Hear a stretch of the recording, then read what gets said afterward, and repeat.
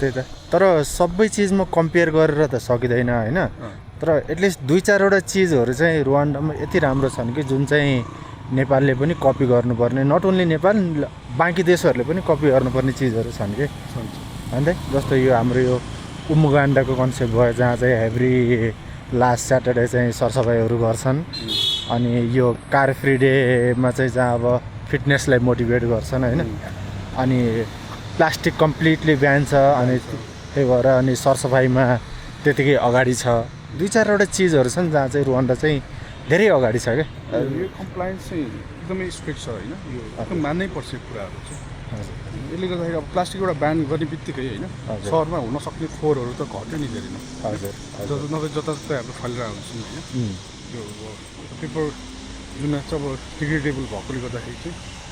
त्यसलाई बाल्न पनि सकियो चाँडै होइन या कुनै ठाउँमा फाल्यो भने पनि इन केस परिहाल्यो भने पनि त्यो चाहिँ फोहोर रहँदैन भनौँ न बाटोमा हजुर अब यिनीहरूले अब खोलामा हाम्रो ढल निकासहरू चाहिँ लगेर चाहिँ फालिदिने त्यस्तो छैन यहाँ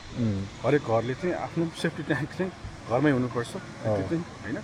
निकालेर फाल्ने हो त्यो अनि रुवान्डामा अब फेरि रुवान्डामा राम्रै छ भन्ने पनि छैन एटलिस्ट सहर एरियामा चाहिँ राम्रो छ अब गाउँमा जाने हो भने त कुनै कुनै त बिजोगै पनि छ तर जो सुरुवात भइसकेको छ अब सबै चिजमा एकैचोटि तपाईँले इन्स्ट्यान्ट डेभलपमेन्ट देख्न सक्नुहुन्न होइन त्यो ग्रेजुअली हुने चिज हो बिस्तारै बिस्तारै हुन्छ